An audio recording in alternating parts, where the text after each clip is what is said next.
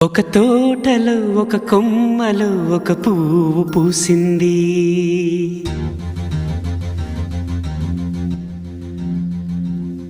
మహారాణిలా మహాలక్ష్మిలా ఆ పువ్వు నవ్వింది.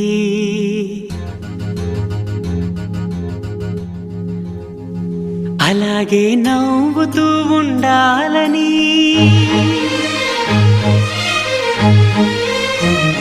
అలాగే నవ్వుతూ ఉండాలని నింగి నేల వాగు వంక చెట్టు చేమ గువగూడు ఆశీర్వదించాయి.